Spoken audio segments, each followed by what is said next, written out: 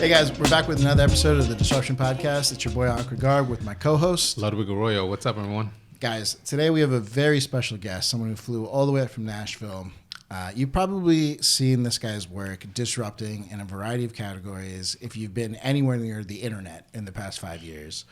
This guy has worked with the likes of Alex Hormozi, V-Shred. I mean, the client list is too long for me to even go through everything. But guys, without further ado, the one, the only, Ashton Shanks. Yo, what's How's up, it going, man? It's good to be here. CEO of Bad Marketing. Yes, sir. Dude, have you ever been to Jersey? No, never been to Jersey. This is your first time? It's first time to Jersey, man. I did not normally know don't come that. out this far. Ludwig, what do we have to make sure this man eats before he leaves Jersey? Pizza. I mean, Jersey, we have everything. Italian food. You name it, we got it. So definitely, I don't even think we're staying in Jersey, right? We're headed back to the city to get some I dinner. feel like chicken cutlets. Chicken parm? Well, just cutlets. Sure. Kind of our thing, right? With the Giants and everything. Tommy cutlets. We'll figure it out. So we got to tell everyone what you do. So how would you describe Bad Marketing? I would say bad marketing. I mean, really, our goal is to be bold and disruptive, right? That's where the name comes from, bold and disruptive. And really, it's to help good brands go bad. And that's kind of our whole concept. So we take companies that have great products, great services, and we use digital advertising, digital marketing, content, email, retention to scale their business. How does that negative marketing work for you? Help companies go bad?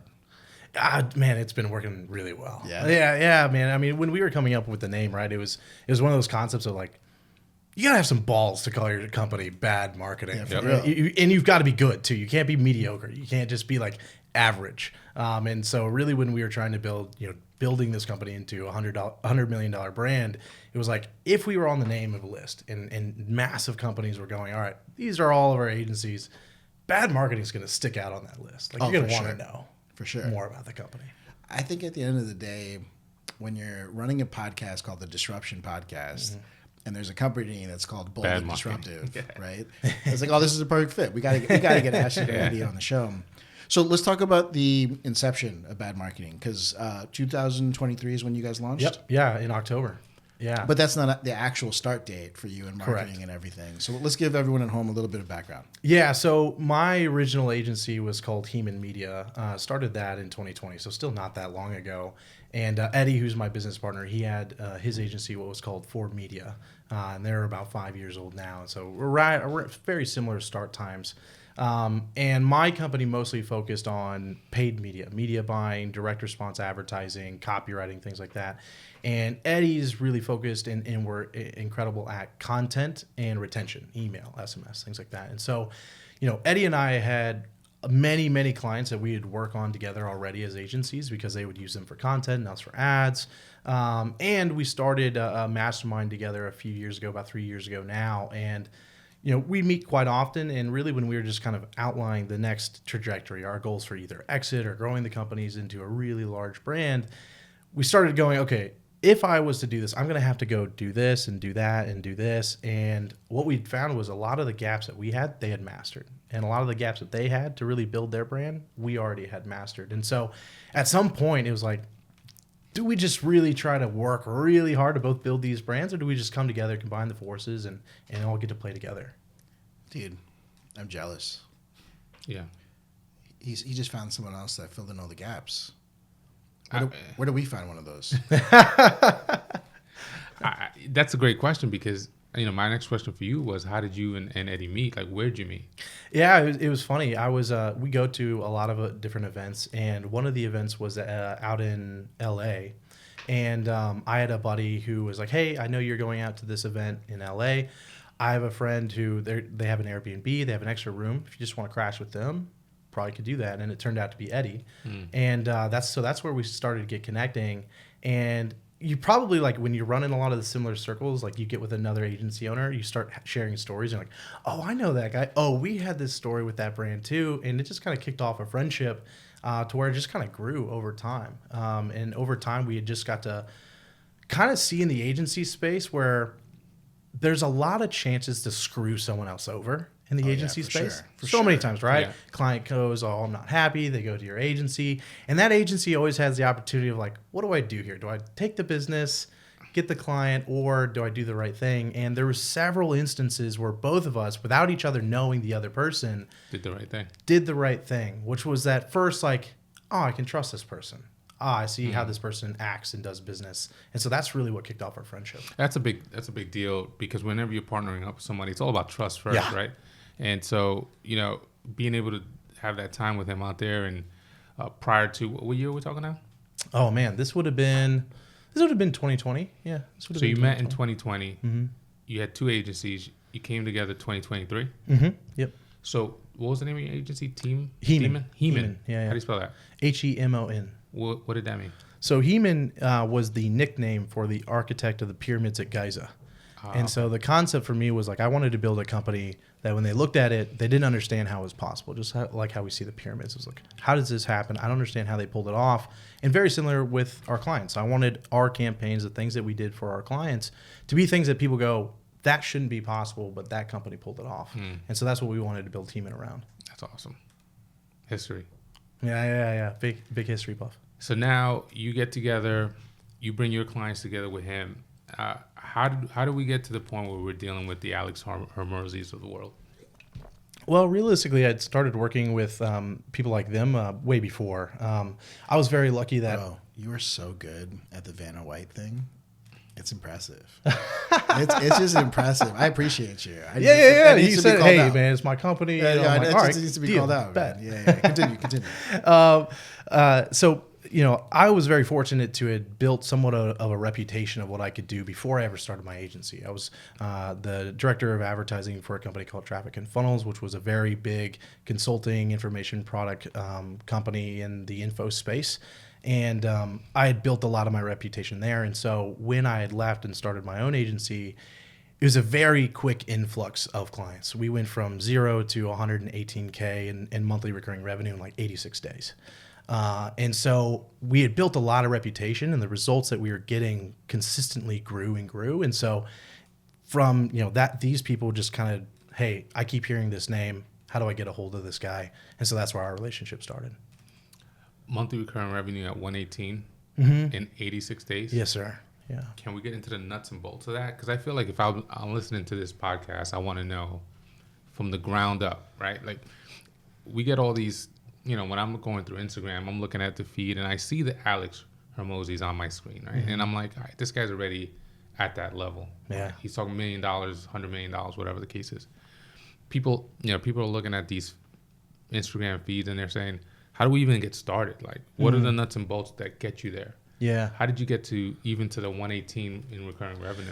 I think realistically, I had a competitive advantage or an advantage that most people that's starting out don't have. And that's just because results and reputation. I was very, very good at what I did, right? And so, when you have an ability to stick out and generate results for a client that is just head and shoulders above other people, you have the ability to grow quickly.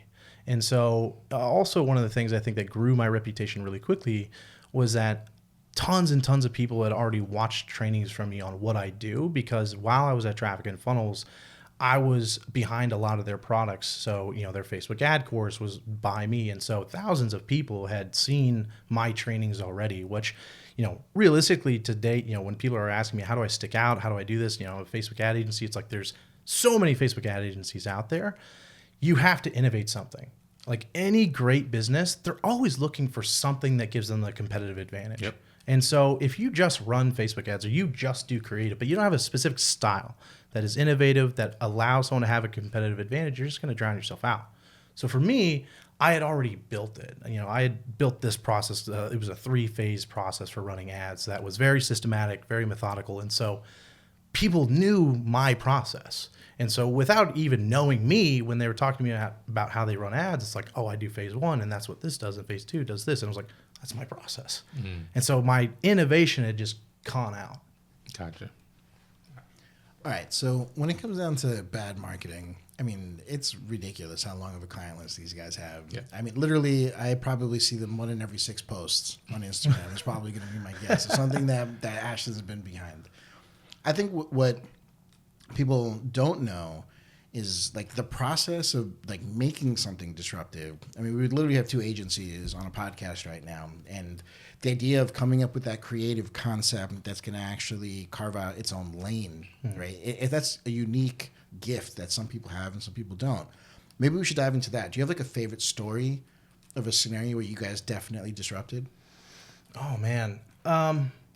I mean, I definitely know one, and you know, Colin from Redline. I think that campaign was one of my ones that, like, in the beginning of him and the agency, it was like, wow, we definitely disrupted something here. And I think it was almost less creative in a sense of that's funny or witty, it gets people's attention, but more of understanding where the market was at and then creating products that really aligned with where they're at. So they were a home decor company, steel home decor company, which is just signs, right? It's just things that people can put on a wall. And so when COVID started happening, you know, a lot of at-home companies grew quickly. But what we realized was, you know, how do we sell products that the people who are currently working, currently have income flowing in, how do we create products that they would like? And so we came out with these basically free plus shipping offers that went after doctors, went after law enforcement and first responders, went after teachers, and it was all towards them. It was like products specifically designed to them of like support nurses, love doctors, whatever. And so once we did that, we just tapped into something that took off because not only did those people still have income coming in, they were working overtime, making more money than ever, but now also everyone else was more aware of those people than ever before. So many people would just buy them to give them as gifts to these people. And so, you know, on a given month for a good year straight, we were acquiring over 100,000 customers a month at $3.56. And it was just rapid. I mean, this was a company that, you know, they started having to work 24/7 shifts. They had to hire 40 people, all because it was just, what is the market paying attention to, and how do we get in front of it? Bro, that's amazing. It's Colin Wayne's company, Redline? Yeah, Colin Wayne.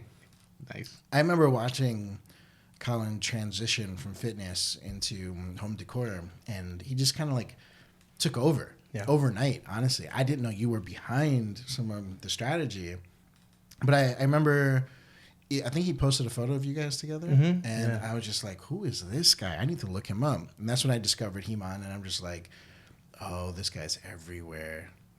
This guy's done some magical stuff. It was some lucky timing, frankly. I mean, you know, Colin had reached out to me on Facebook after I had made a post that I was transitioning from traffic and funnels. And I remember his message was like, yo, I really don't ever reach out to people, but I saw your post, and really, I don't even read posts, but your post, I read every word of it, and that's unique to me. Could you come down to Huntsville, which was only about an hour away, and let's meet, and let's just see what's going on? And so went down, and we clearly saw a lot of synergy, and we started there. Dude, congrats on that. That thing was definitely amazing. I think Colin got featured in like Kelly Clarkson's show. He did that partnership with Megan Fox. Yeah. And this was all about the veteran movement. Exactly. That was another piece of it. Yep. And then the first responder thing was unreal. I mean, I must have bought at least 10 pieces just for the gift to like my friends. Exactly. So stressed during COVID and trying to figure out how to just like honor them and thank them and everything that was happening there. A little bit, what's your favorite disruption story? Oh man, you know what? To be honest, I think we can go back to the Shreds days. I mean, the way Shreds innovated and utilized influencers back in 2013. To me, that was probably one of the first times I saw a shift. You know, a shift in how users responded to people, and when they started using influencers who just had large followings for no reason, and they started putting products in their hands. And in the bodybuilding industry hated it.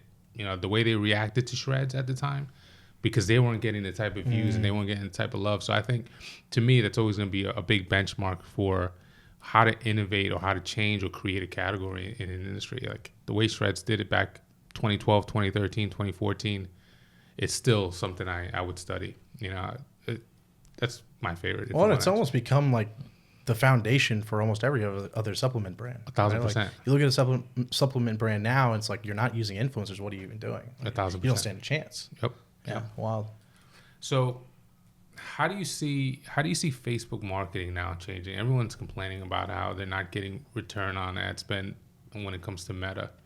What are you seeing? What are you Ashton, give us some secrets. Yeah. How do you handle the privacy changes and like all this new regulations come out? Yeah. You're an ad guy, right? Yeah. Yeah, it's funny because my answer is going to be anticlimactic, but it's frankly just true. You know, for a long time we were really spoiled, right? We had insane amounts of data and attribution that we could use on users in Meta, right? And it was incredible. It was the heyday. And when it went away, a lot of people really struggled. And the problem is I believe they were leveraging a hyper-targeted algorithm to get customers, and they had average or terrible marketing, but the algorithm was so good at putting the right ad in front of the right person that people won. But when you remove that or diminish it, even 30%, 40%, and now it's leaning on your marketing, I think people really struggle because they were always bad at marketing, but they might have been great at media buying. But now they have to be good marketers. You have to give something that's unique to the market, that's relevant to them, and people are just really bad at it. And you know, we're kind of used to the world where you could buy a $9.97 course and make a ton of money on Facebook ads because all you needed to know was what buttons to push. Now you have to know how to think, and that's really hard for most people. So you got to be a master marketer, really, to create creative and even come up with concepts like you said with what you did with Colin Wayne and during the pandemic. Yeah, absolutely. I remember having to talk to clients where clients refused to pay for marketing. And then when all the algorithms changed, and you know, they just didn't even understand that marketing was the problem, that their messaging wasn't like hitting home for anyone anymore. The hurdle that we dealt with was no one wanted to pay the amount of money it costs to make good marketing. Yeah. I'm like getting a little choked up, you know. These are tough times when people are like, we don't want to pay more than $500 for a video ad or whatever. And we're like, no, man, it's going to cost you $10,000 to make the video ad that you need to make so that you can convert the way you used to. Yeah. Have you guys dealt with any of that? Absolutely, man. I mean, here's what I think. You know, by and large, the barrier to entry to become an entrepreneur has reduced so little. Anyone can become an entrepreneur if they really want to. And when I say entrepreneur, I say that loosely, right? It almost like it lacks respect to the word entrepreneur. Don't say that. It almost does now. Don't do it. Yeah, because too many people can enter it overnight, start a business, and now all of a sudden they're a business owner. You go online, and in 15 minutes you have an LLC, right? And so you think back 40 years, 50 years, 100 years. To become an entrepreneur, you are someone who is not just risking $100. You are risking your family's name, right? Because you would get a loan from the bank, and the bank would use your family's name to tie it to you. And so if you failed, it's everyone that's screwed, right? And nowadays, people risk so little, and so what people expect to put in and get out is so misaligned. Yeah. You know, people just are not willing to invest into something. And frankly, it's because I think most business owners are not actually passionate about their products, and they're not passionate about customers. They are passionate about filling their pockets. And so when you have that alignment, it's always focused on that. But almost any great founder I've read about or studied, they are so obsessed with the product and what they're doing that they are risking everything just to make this vision come true. And nowadays, that's just not the case. So do you ever take on clients that are like drop shippers that aren't even obsessed with it? No, not anymore. No. I mean, in the beginning, you know, you would because you don't understand how drop shippers think or how hard the business is. But we just don't deal with that stuff anymore. So what is the ideal client for bad marketing? It ranges, right? Because we have a local division, we have an Amazon division, we have an e-commerce, and then an information division. So it ranges by and large across the divisions. But the majority of the time, you know, what I'm looking for is, do they have a validated, proven business model and offer? Are they willing to invest what actually makes sense to make it grow? And really, can they scale? And that can they scale one? Is it only a problem or something that you realize after building a business? Because once you get really good, you start scaling, and then all of a sudden their whole company breaks, and you lose the client anyway, and you put all this work in. So you guys analyze whether or not they're worthy of scaling. Oh, absolutely. We'll look at we get into their COGS, their P&Ls, how is their manufacturing, if they're ordering products, how long does it take to get those orders, things like that. It's probably similar stuff to you guys. I wonder if it's different. So for us, all I care about is whether or not they're experienced enough to quantify the finish line. Not enough people have an understanding of like the expectations of deliverables and SOWs and so on and so forth, because I mean, you hear Grant Cardone or any one of these guys that talk about sales strategies, Ryan Pineda, so on and so forth all the time. And they'll be like, the first objection to price is just the customer doesn't translate what it's worth to them to reach a finish line. For sure. So when I'm looking at onboarding a potential client, I'm like, well, if you want 1 million app downloads, what's that worth to you to get to that point? I think offline we were talking about, you know, I think 1 million downloads for a certain type of app is probably worth between 10 and 100 million in an exit strategy, depending on what that user data is worth to whatever industry they're in. I mean, I think $2, $3 a user makes sense. And then at that point, I can actually give them a proposal. All right, for $2 million, I can get you X. I'm not going to guarantee you that you're going to get it because all sorts of things can go wrong. There could be another COVID. There could be a war. I mean, whatever else is going to happen in this country. But for me, it's rarely a scenario of like if they're worthy for scale because I just assume they're not. Almost everyone has a broken operational model. Like if you're manufacturing, do you have a secondary and a tertiary manufacturer? Most people don't. Right? And for me, it's just whether or not you're smart enough and have enough experience that you can quantify a finish line. And then the process of getting to that finish line is the fun part for us, right? It's the journey of disrupting and everything goes with it. So how do you guide them through that, right? Because, you know, frankly, like a lot of the brands that are going to come to you, your target is to bring them to where they've never gone before. Yeah. So how do you cover that gap to where realistically they probably won't have the experience for where you're trying to bring them? How do you navigate that? We're exceptional at proposals, and we put together a really detailed outline of the roadmap. And I have this whole thing called the ZDA Method, where it's all about do it. I don't know if anyone at home is a Nike representative, but I came up with it first, guys. It's you got to define the finish line, which is the most important thing, and that has to be quantifiable. And I have to know what your actual goals are going to be. Then you have to identify what I call requirements to get to that goal, right? So if you want to, I don't want to save $1 million. Okay, cool. Well, $3,600 a day will essentially get you $1 million if you put that into a savings account after 365 days. That would be a requirement. And if you met that requirement, the job's done. And there's so many different ways to make $1 million in a year. But if I identify all the requirements and we have an educated discussion about it, now it's about picking which requirement that we can meet.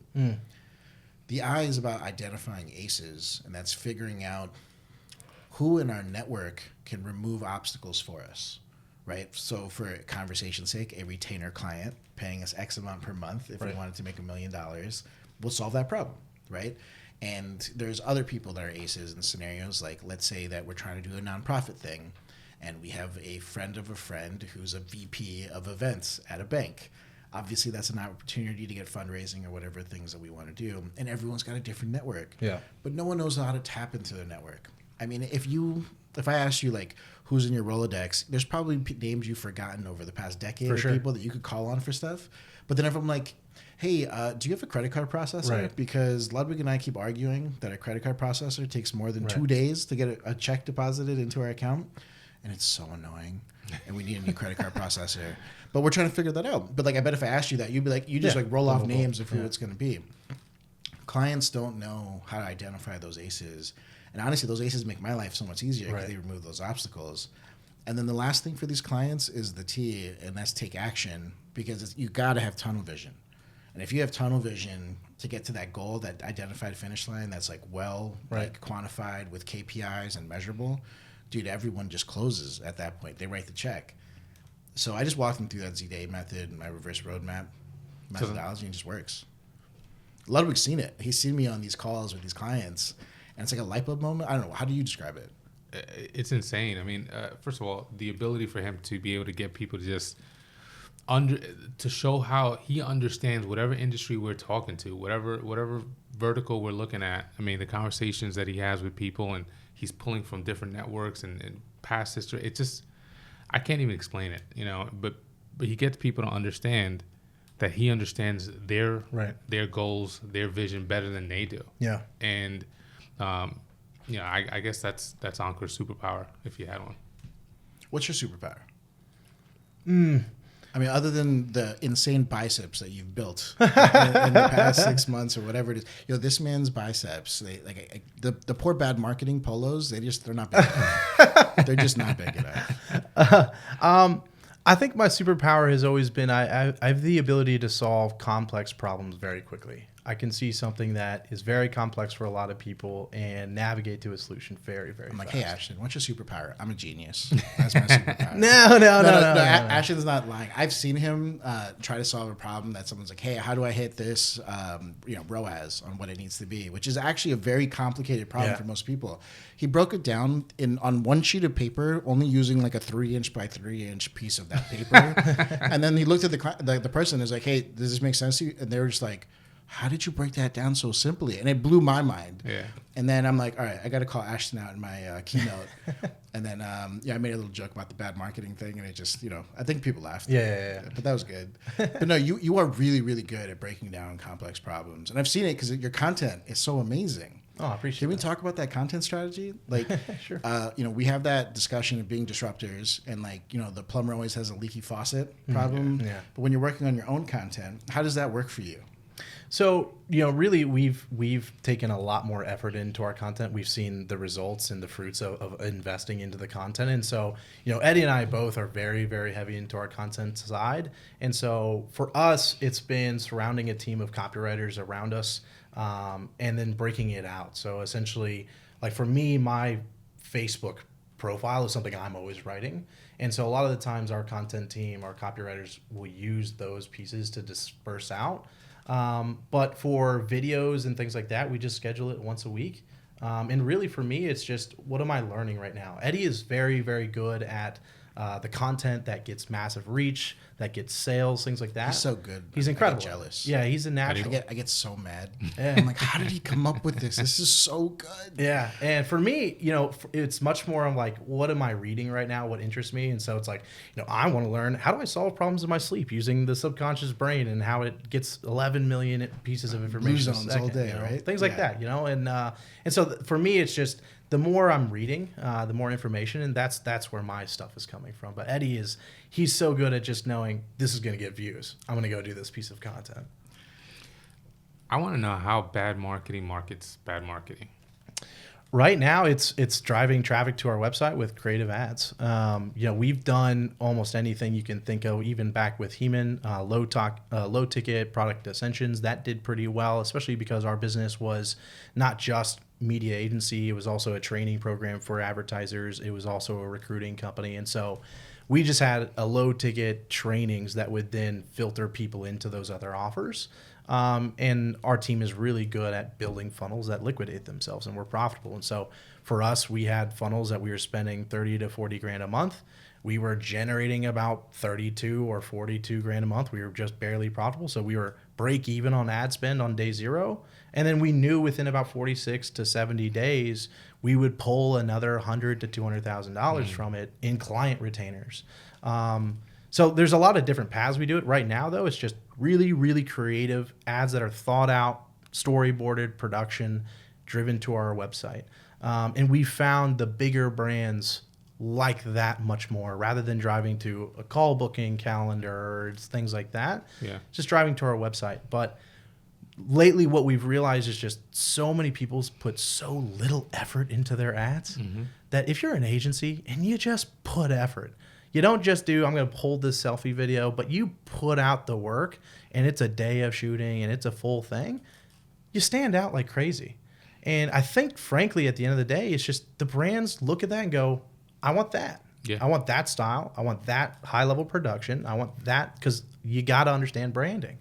And so many agencies now just don't put in the work. That's fair. That makes sense.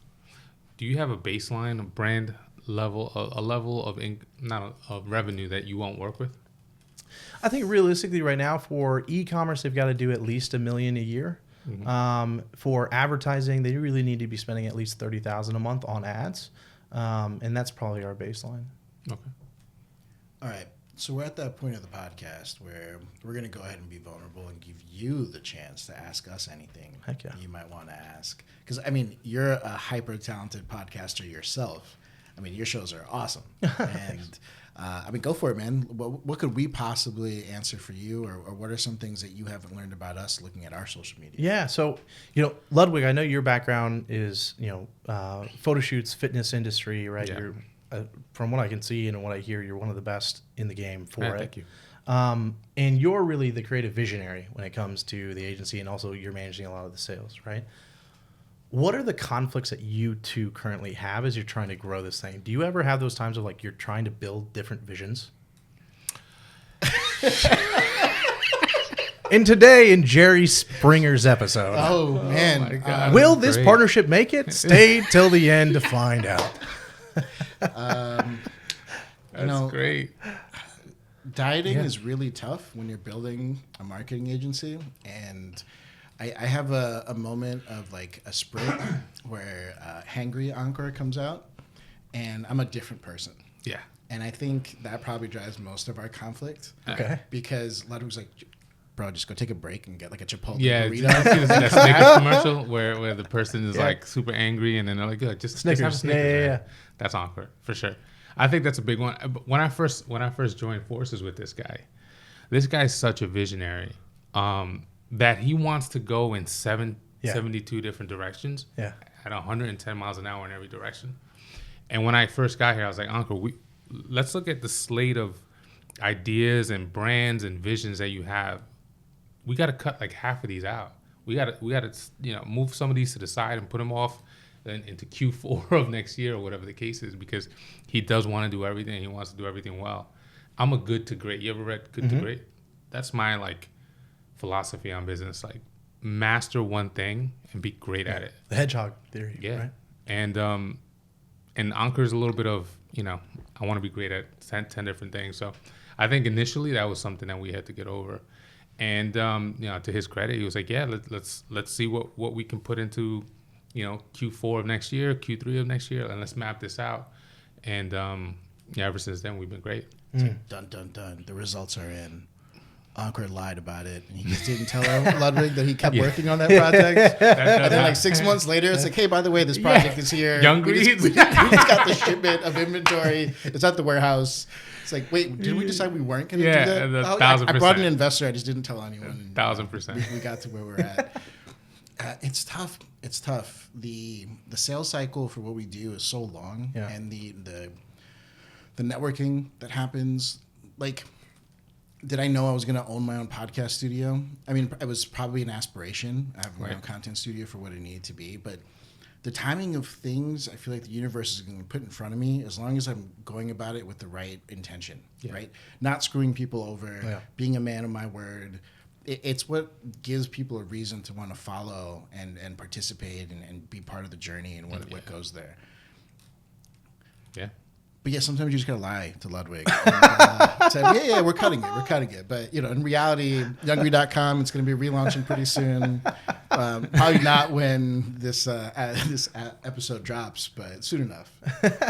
I'm trying to think of what else obstacles between us. I think that's Yeah, I think the good thing about Ludwig is that I've given him the authority to say no to the things that matter. Yeah. Right? So let's say scenarios where I'm like, all right, we need like 6 graphic designers because I don't ever want to design again. Ludwig will be like, no, man. Like, we'll get you one, and then you need to still do design and do some other things that you do. And fortunately for Ludwig, I'll listen. Yeah. And I think that's important, right? You can't have partnerships where you don't listen to your partner. Yeah.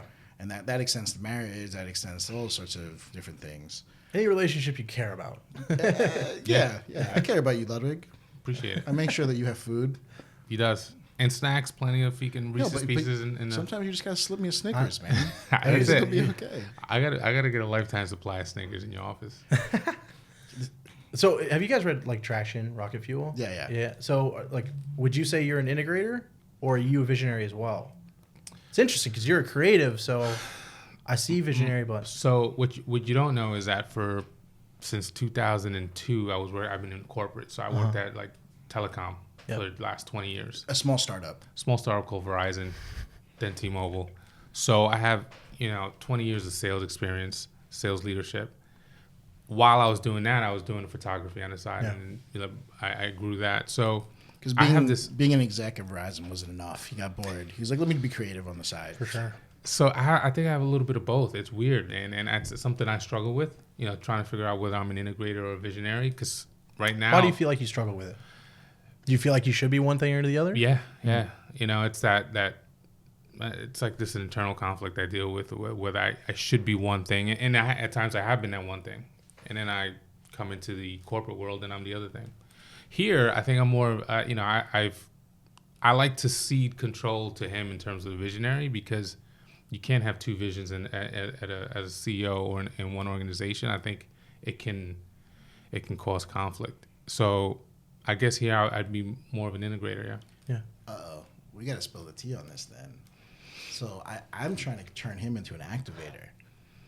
Okay. Right? Because I think integrators are, essentially the project managers, the guys that are making sure we're hitting things on finish lines and stuff. But I've seen Ludwig be probably the best activator I've ever met. And that's why, we got him in the position that he's in. Ludwig has this capability of just getting the best out of people when he talks to them and he aligns the goals. And I feel like that's your mission with what we're doing, right? Like, I've seen you talk to guests on the show, and like you just get them to talk about stuff that I could never get them to talk about. I think that's something that will come. But again, right now we're going out, we're balls to the wall when it comes to what we're trying to achieve here and the clients we're trying to bring in. And so there has to be a level of, we got, somebody's got to have the vision, somebody's got to get stuff done. Yeah. And there will be a point when we staff up and things will change, I think. Yeah. Yeah, absolutely. Well, and I think being an activator is almost, a true integrator is someone who will have to activate if that's a part of carrying out the vision. Yeah. So, really in the job of like a visionary's casting, this is what we need to do. The integrator is the person who gets it done. In the agency business, we're more like HR companies than marketing companies. Activating other people is the only way to get stuff done. And so I think it's a big part of that role. Where do you see yourself? I'm definitely a visionary. And Eddie? Visionary as well. And I think that's something, when we were looking at the business, we've reached the size now to where there almost has to be a visionary for the product and the internal company. Mm-hmm. And then there's the vision of what does the world see? Mm-hmm. And so I think that's where we've played really well so far, because, one of the big reasons we did the merger was like, man, Eddie, I'm tired of needing to do content all the time. And more importantly, doing content that I know will get views and get the sales. Like, I just want to make stuff on nerdy things or talk about marketing or psychology or leadership. That's what I really love doing. And I love developing my team. I love training them, developing leaders. I love thinking of better ways to make our company more efficient. Yeah. That's what I love doing. And Eddie's like, I love being a podcast. I love doing the content. I love sales. And I'm like, I would hate to manage a sales team for the rest of my life. Yeah. I did it because that's what I had to do. But I would rather just focus on our company and make us the best service provider there is. And so we kind of like just channel those visionary directions. I'm internal. He's more external. That's good. I like that. Are you Eddie or are you Ashton? Oh, man. Because, part of me says I'm Ashton, but then part of me says I'm Eddie. Same. Like, we started doing this podcast like this maybe a couple months ago. 4 months ago. Love this. Want to do more of this. I do this all day. And to your question earlier, like, we don't have internal struggles, but we do struggle with the content creation piece. We're not there yet when we're creating videos for ourselves, branding ourselves, branding the brand. I think we would both want to do that. Yeah. Being in front of the camera. No, I actually hate being in front of the camera. Do you? Yeah. That's interesting. I wouldn't have expected that. That's very interesting. Yeah. No. It doesn't give me any energy, but solving people's problems gives me all the energy in the world. So me being on stage and me being in front of the camera is actually me emptying my cup of water into everyone else's cup. And I get no fulfillment out of it, but I know that it's something I have to do. Yeah. I feel the same in terms of the have to do part. So yeah, I don't know. I think a little bit of both. Food for thought. Damn, this wasn't supposed to be part of the plan, Ashton. I mean, we're over here like on the couch, like therapy session. Hey, you guys said just take it anywhere. I'm like, all right, let's do it. Bet. Okay, so let's talk about what's next for Bad Marketing. Now that you guys have kind of merged, you have dual workforces doing all sorts of great creative. Are there any internal projects, or there's all external projects? Are there any announcements or launches that we could maybe get a sneak peek about? Yeah, so I mean, really our goal is how do we build an incredible media agency, right? And so there's a lot of different directions we do this in. Example, in December, we made not a crazy investment, but a solid investment into a software company that, we knew would bring a competitive advantage for our clients, but also really as we're looking at acquisition and company evaluations, we're also going like, what is the best way that we can go acquire clients? And one of them, frankly, is through software. It is much easier to promote a software that attracts our ideal client than it is going to be to run agency ads, right? Just saying, hey, we're another agency, come try us out. And so, that was a big competitive advantage that we really wanted to lock in as a company. And that's a big project that we're working on now, is to continue scaling them. They're an absolute unicorn software, I believe. The name? Can't share that quite yet. Oh, man. okay. Can't share that quite yet. Fine. But essentially, they work in the email industry, email marketing for e-commerce companies. Yeah, if you need beta testers, feel free Absolutely, to man. send us a It's incredible. Like the average return their customers are getting is an 8x. It makes no sense. I mean, I spent 2 months trying to figure out how this was a lie because it made no sense. So we're really excited about that. Another thing I think is really a lot of events. We enjoy events, and I think we've proven ourselves to become very good at events. So you guys just had one. we had two. Yeah, we did an after party in Vegas at Traffic and Conversion Summit. That's right. We saw Chew on This partnered with you guys Yep. on that one. Yep. We had quite a few sponsors that wanted to join in, and the concept was very simple. Events pay for our ideal clients to be in a location. So we know where our best people are going to be at these events. And rather than having a booth that no one's going to remember, no one's going to care about, why don't we throw an awesome event, get sponsors in on it, and if you can throw the dopest after party, everyone's going to remember it. And we did that in Vegas. It was incredible. We were expecting like 250 to 300 and ended up having 400 people show up. And it was incredible. I had FOMO. I saw the videos and the photos, and I was like, "Oh my god, I should have flown out." Where, for this. where was this? We had like 40 people flying just for the after party. I should have honestly, guys. It's like I could have got on the list. It reminds me of the Shreds event. No, we didn't throw a dope after party. We threw a competing conference That's right. at the same time. Yeah, so, yeah. As the Olympia. funny story. Most people at home probably don't know this. So in 2013, we did the 11 booth build out, and that cost us, let's just say, 150 grand to get the booths, and then they demanded that you buy magazine ads at the same time to get the booth space at that period of time. The following year, I think I got the 55 booth set up, the super booth, right, where we dead center in the middle of the floor, and then we had like ceiling to floor banners, so like no matter where you were, you would see our logo on the whole floor. Were you at any of those? I was at Olympia. This is 2013 and 2014. Olympia. I was still in high school, bro. Okay. Anyway, I graduated that year. got rolled. Yeah. So 2015 rolls around, and I'm like, listen, I gave every single person who came to your show a T-shirt. I put on the biggest fitness names in the world come here to be in my booth to like show off, and I make your show better. They're like, yeah, we're gonna need more money this year than you needed last year if you want to repeat, because we got too many complaints from everyone else. I was like, oh, word? Cool. Let me call up a different casino. We call up the Encore, and then we just, because, for irony, it was just kind of funny. And we're like, hey, we need the Grand Ballroom for 3 days. They were like, no problem. And so then we got 20,000 people to leave the Olympia and come to our show instead. And all we did was just throw a party for 3 days straight. We introduced the Shreds app in Vegas. That was the main reason for doing it. And that was fun. So see, they still supported the expo that they were doing the after party for. We were just like anti-establishment at that point, because they were trying to force us to buy magazine ads. So before your time, there was this thing called magazines. These print ads were trying to sell space for it. Wild. So hear me on this, right? The first year, 2013, we agreed to do the expo, and we buy 8 pages. You know what I put on the pages? Free Shreds Fat Burner. Don't pay for shipping. Don't pay for any, literally free. We just want you to try the product. It'll be a full-size product. Just go to this domain, because QR codes weren't really a thing back then, and just tell us where to ship it, and we'll send you a free bottle. Guess how many requests came in? None. How many? 0. Ugh. 0. every single page of our ad had this ad on it. And I'm a pretty good graphic designer. So like it's not a scenario where like it was an ugly ad or anything like that. Yeah. 0 requests. Yikes.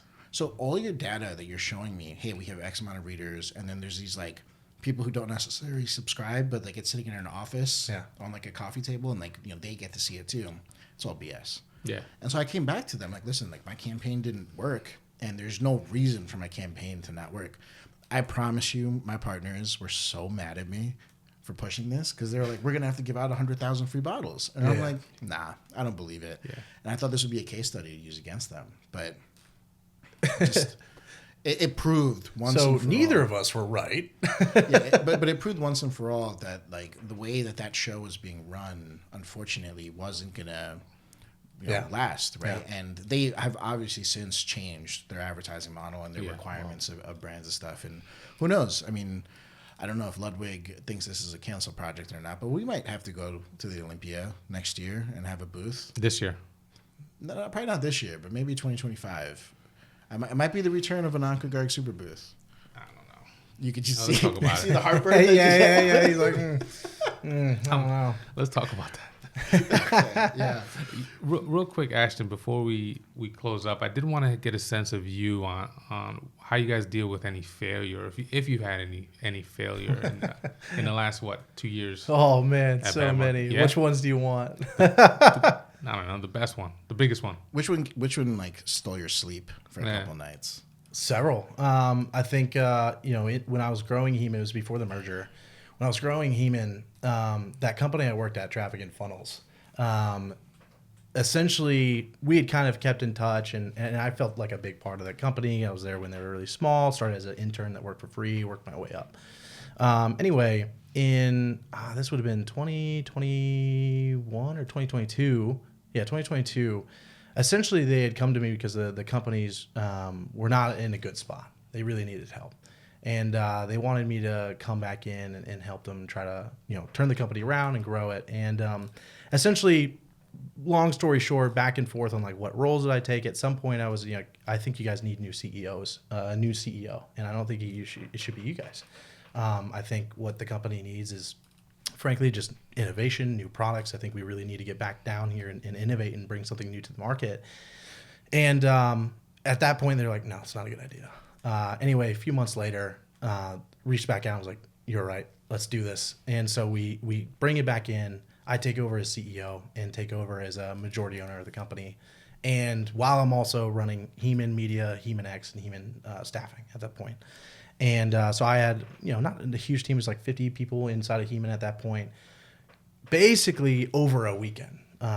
Came into the company at, it was Evans and Welch. It was Traffic and Funnels and Sales Mentor that had about 120 people. And came in, had to cut costs really quickly. And frankly, just try to save the company. After 5 months, it was not a savable company.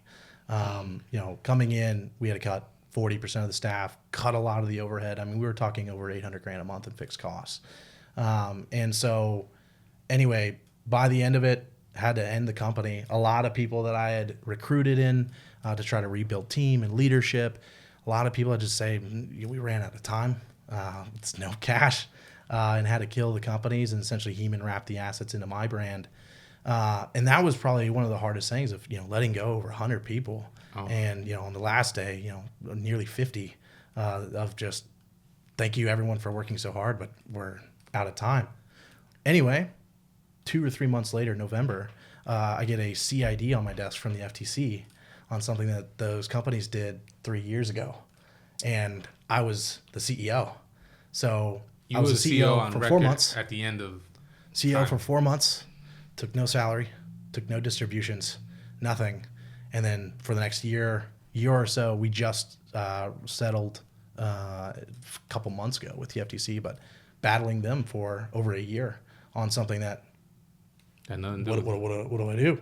And so that was that whole season. This is very recent. Oh man, bro. I make a pill. We can help you get to bed. We think we have a ready to drink shot that we can give you for tonight. We did. Oh man, I'm having like PTSD as you described this, right? Because I've had to let go of a lot of people throughout different times in my life, and man, that's tough. I feel you on that. Is there any advice that you have for anyone at home that has had to maybe go through any of those layoffs or scenarios where, like, I mean, it's difficult to find peace. Yeah. I know firsthand how hard it is to find peace after something like that. Yeah, it's really tough, man. I think the only pieces of advice I'd have is, one, everyone's going to land on their feet. They're going to be fine. Great people will always have opportunity. And so I think sometimes, though, as founders, like, we take so much ownership of their livelihoods. And sometimes, you have those tough conversations at the end where they're reminding you of their livelihood, but people make it. I think the other thing is, too, that as long as your intentions are in the right spot, like you've talked a lot about this, things circle around and come back. And, for me, a lot of the things I've had to work through in my mind, especially with this last season, has been the idea of, like, is this the moment, this thing that's happening right now, is this the thing that breaks me? Like, is this the thing that, like, I just crawl under a rock, I'm done, I give up? It's always no, right? And so if it comes to the no, then it does not serve you to wallow in it. Mm-hmm. You've got to make a decision, because the quicker you can make this decision, the quicker you're going to get on the other side of this thing. And so don't allow it to break you. And if it is the thing that breaks you, then yeah, give up. If it's not, it doesn't serve you to just sit there. Have you ever written a book? No, You should write a book about that. I have thoughts on some, a lot of this. I do think at 28, I've got to experience a lot of life that I've been very fortunate to experience. A lot of stuff that just people don't have to go through at my age. But I also believe that there's a lot of life experience that I need to gain before I'm willing to give my wisdom, because I still know very little. And so I do have ideas. I've done writing here or there. I write a lot personally, and it's cool. It'll be cool. Well, one of those projects that Ludwig made me close is called AKG Publishing. So you need help when the time comes, let me know. He's like, by the way, here's a contract. Very simple. No big deal. Don't even need to read it. But you keep 100% of the revenue. Just have to lie to Ludwig. That's the only requirement in the contract. All right. So as we close out this episode, man, obviously, thanks so much for coming. Absolutely. I not only respect what you guys have built and what you do, I'm a little jealous, to be honest, right? What you guys do is just amazing. And I love being part of the journey of watching you guys grow and everything. But I have to know your opinion. Are Ludwig and I going to last? I think that's ultimately up to you guys. At the end of the day, it's just therapist. Yeah. What do you think? But I mean, that's the thing, right? Like, I mean, here's the thing. In any relationship, there's always the path forward to where it's a choice, right? And at some point, the right choice for you in that season might be to end it, right? But it's at that point still your choice, And so I think it's really important that as long as people have a very clear picture of what they actually want, and then they can move the pieces accordingly, then you're going to be fine whether you do it or not. But it's going to be up to you guys if you do. Guys at home, if you're ever struggling with your partner, just slide them a Snickers bar. See if the fight goes away after the Snickers bar. That should do it. That should definitely do it. Last words from you. Anything that bad marketing is looking forward to in the next year or two? What's next? I think we're just excited to continue innovating, continue disrupting, just like you guys. I think it's really cool to find other agency owners that not just are good at what they do, but have true conviction on it. Mm-hmm. I truly believe that entrepreneurs and business owners are the solution to the majority of the world's problems. And when you can find great people that have conviction for entrepreneurs and what we do in our craft, the world is always better for it. And so, I'm appreciative to meet you guys and just get to hang out. But the world needs more people like us. Yep. And, with our help, it's going to happen. I like that. Dude, thanks, man, for being here. It's a great episode. Yeah, dude. Absolutely. Appreciate you coming down. Thanks, man.